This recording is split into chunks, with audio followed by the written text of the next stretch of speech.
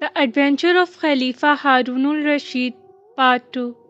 It is the story of the blind Baba Abdullah. I was born, commander of the faithful, in Baghdad, and was left an orphan while I was yet a very young man, for my parents died within a few days of each other. I had inherited from them a small fortune, which I worked hard night and day to increase, till at last I found myself the owner of 80 camels. These I hired out to travelling merchants, whom I frequently accompanied on their various journeys, and always returned with large profits. One day I was coming back from Balsora. Either I had taken a supply of goods intended for India and halted at noon in a lonely place, which promised me rich pasture for my camels. I was resting in the shade under a tree when a dervish, going on foot towards Balsora, sat down by my side, and I inquired whence he had come and to what place he was going. We soon made friends, and after we had asked each other the usual questions, we produced the food we had with us, and satisfied our hunger. While we were eating, the dervish happened to mention that in a spot only a little way off from where we were sitting, there was hidden a treasure so great that if my 80 camels were loaded till they could carry no more, the hiding place would seem as full as if it had never been touched. At this news, I became almost beside myself with joy and greed, and I flung my arms round the neck of the dervish, exclaiming, "Good dervish, I see plainly that the riches of this world are nothing to you. Therefore, of what use in the knowledge of this treasure to you? Alone and on foot, you could carry away a mere handful. But tell me where it is, and I will load my 80 camels with it, and give you one of them as a token of my gratitude." Certainly, my offer doesn't sound very magnificent, but it was great to me, for at his words a wave of covetousness had swept over my heart, and I almost felt as if the 79 camels that were left were nothing in comparison. The dervish saw quite well what was passing in my mind, but he didn't show that he thought of my proposal. "My brother," he answered quietly, "you know as well as I do that you are behaving unjustly. It was open to me to keep my secret and to reserve the treasure for myself.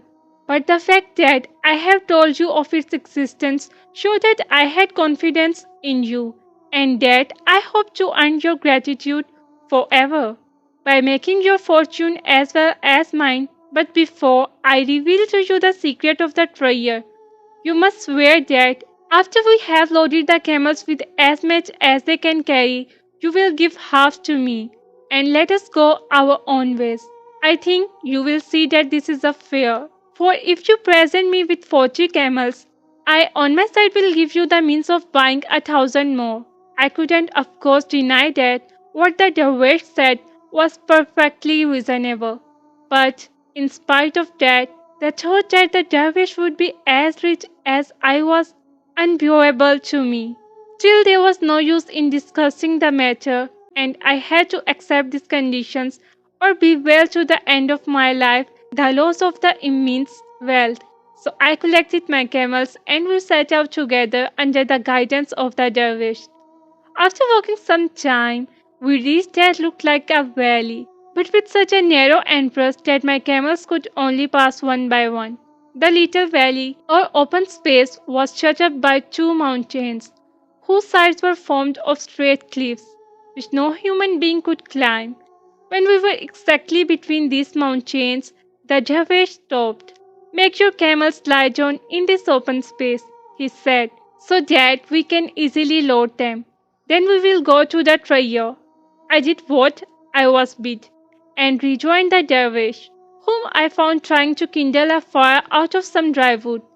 As soon as it was alight, he threw on it a handful of perfumes and pronounced a few words that I didn't understand, and immediately a thick column of smoke rose high into the air. He separated the smoke into two columns, and then I saw a rock, which stood like a pillar between the two mountains, slowly opened, and a splendid palace appeared within. But, Commander of Faithful, the love of gold had taken such possession of my heart that I couldn't even stop to examine the riches, but fell upon the first pile of gold within my reach and began to heap it into a sack that I had brought with me. The dervish likewise set to work, but I soon noticed that he confined himself to collecting precious stones, and I felt I should be wise to follow his example. At length the camels were loaded with as much as they could carry, and nothing remained but to seal up the treasure and go our ways. Before, however, this was done, the dervish went up to a great golden vase, beautifully chased, and took from it a small wooden box, which he hid in the bosom of his dress, merely saying that it contained a special kind of ointment. Then he once more kindled the fire, threw on the perfume, and murmured the unknown spell, and the rock closed, and stood whole as before. The next thing was to divide the camels, and to charge them with the treasure, after which we each took command of our own and marched out of the valley, till we reached the place in the high road where the routes diverged, and then we parted, the dervish going towards Balsora, and I to Baghdad. We embraced each other tenderly, and I poured out my gratitude for the honor he had done to me in singling me out for this great wealth, and having said a hearty farewell, we turned our backs and hastened after our camels. I had hardly come up with mine when the demon of envy filled my soul. What does a dervish want with riches like that? I said to myself. He alone has the secret of the treasure and can always get as much as he wants. And I halted my camels by the roadside and ran back after him. I was a quick runner, and it didn't take me very long to come up with him. My brother, I exclaimed as soon as I could speak. Almost at the moment of our leave taking, a reflection occurred to me, which is perhaps new to you. You are dervish by profession and live a very quiet life, only caring to do good and careless of the things of this world. You don't realize the burden that you lay upon yourself when you gather into your hands such great wealth, besides the fact that no one who is not accustomed to camels from his birth can ever manage to stubborn beast. If you are wise, you will not encumber yourself with more than 30, and you will find those trouble enough. You are right, replied the dervish, who understood me quite well, but didn't wish to fight the matter. I confess I hadn't thought about it. Choose any 10 you like, and drive them before you. I selected 10 of the best camels, and we proceeded along the road to rejoin those I had left behind. I had got what I wanted, but I had found the dervish so easy to deal with. Then I rather regretted I hadn't asked for 10 more. I looked back. He had only gone a few paces, and I called after him. My brother, I said, I am unwilling to part from you without pointing out what I think you sacrosanktly grasp, that large experience of camel driving is necessary to anybody who intends to keep together a troop of 30. In your own interest, I feel sure you would be much happier if you entrusted 10 more of them to me. For with my practice it is all one to me. If I take 2 or 100, as before the dervish made no difficulties, only leaving him with 20 for his share, I had now 60, and anyone might have imagined that I should be content. But, Commander of Faithful, there is a proverb that says, the more one has, the more one wants. So it was with me. I couldn't rest as long as one solitary camel remained to the dervish, and returning to him, I redoubled my prayers and embraces and promises of eternal gratitude, till the last 20 were in my hands. Make a good use of them, my brother, said the holy man. Remember, riches sometimes have wings if we keep them for ourselves, and the poor are at our gates expressly that we may help them. My eyes were so blinded by God that I paid no heed to his wise counsel, and only looked about for something else to grasp. Suddenly, I remembered the little box of ointment that the dervish had hidden, and which almost likely contained a treasure more precious than all the rest. Giving him one last embrace, I observed accidentally, "What are you going to do with that little box of ointment? It seems hardly worth taking with you. You might as well let me have it." And really, a dervish who has given up the world has no need of ointment. Oh, if he had only refused my request! But then, supposing he had, I should have got possession of it by force. So great was the madness that had laid hold upon me. However, far from refusing it, the dervish at once held it out, saying gracefully, "Take it, my friend, and if there is anything else I can do to make you happy, you must let me know." Directly the box was in my hands, I wrenched off the cover. "As you are so kind," I said, "tell me, I pray you, what are the virtues of this ointment?" "They are most curious and interesting," replied the dervish. "If you apply a little of it to your left eye, you will behold in an instant all the treasure hidden in the bowels of the earth. But beware, do not touch your right eye with it, or your sight will be destroyed forever." His words excited my curiosity to the highest pitch. "Make trial on me," I cried, holding out the box to the dervish.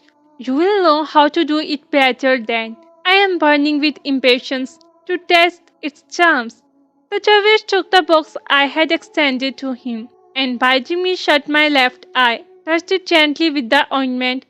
When I opened it again, I saw spread out, as it were before me, treasure of every kind and without number. But as all this time I had been obliged to keep my right eye closed, which was very difficult to me, I begged the dervish to apply the ointment to that eye also. "If you insist upon it, I will do it," answered the dervish. "But you must remember that I told you just now that if it touch your right eye, you will become blind on the spot." Unluckily, in spite of my having proved the truth of the dervish's words in so many instances, I was firmly convinced that he was now keeping concealed from me some hidden and precious virtues of the ointment. So I turned a deaf ear to all he said. "My brother," I replied smiling, "I see you are joking. It is not natural that the same ointment should have two such exactly opposite effects." "It is true all the same," answered the dervish, "and it would be well for you if you believed my word." But I wouldn't believe, and dazzled by the greed, I thought that if one eye could show me riches, the other might teach me how to get possession of them. And I continued to press the dervish to apply the ointment to my right eye, but he kindly declined to do. "After having conferred such benefits on you," said he, "I am weary indeed to work you such evil." "It was of no use, my brother," I said firmly. "Please say no more, but do what I ask. You have most generously responded to my wishes up to this time. Do not spoil my recollection of you for a thing of such little consequences. Let what will happen, I take it on my own head, and will never reproach you." "Since you are determined upon it," he answered with a sigh, "there is no use talking," and taking the ointment he laid some on my right eye, which was tight shut. When I tried to open it, heavy clouds of darkness floated before me. I was as blind as you see me now. Miserable dervish! So it is true after all, into what a bottomless pit has my lust after gold plunged me. Ah! Now that my eyes are closed, they are really opened. I know that all my sufferings are caused by myself alone. But, good brother, you, who are so kind and charitable, and now the secrets of such vast learning, having you nothing that will give me back my sight?" "Unhappy man," replied the dervish, "it is not my fault that this has befallen you. The blindness of your heart has roused the blindness of your body. Yes, I have secrets that you have seen in the short time that we have known each other. But I have none that will give you back your sight. You have proved yourself unworthy of the riches that were given you. Now they have passed into my hands, whence they will flow into the hands of others less greedy and ungrateful than you. The dervish said no more and left me, speechless with shame and confusion, and so rash that I stood rooted to the spot, while he collected the 80 camels and proceeded on his way to Balsora. It was in vain I entreated him not to leave me, but at least to take me within reach of the first passing caravan. He was deaf to my prayers and cries, and I should soon have been dead of hunger if some merchants hadn't come along the track the following day and kindly brought me back to Baghdad. From a rich man I had in one moment become a beggar, and up to this time I have lived solely on the alms that have been bestowed on me. But in order to remove the loadage of sin which was my undoing, I obliged each passer-by to give me a blow. Commander of faithful is my story. When the blind man had ended, the Khalifa addressed him, Baba Abdullah, truly your sin is great, but you have suffered enough. Henceforth repent in private, for I will see that enough money is given you day by day for all your wants. At these words, Baba Abdullah flung himself at the Khalifa's feet and prayed that honor and happiness might be his portion forever. To be continued.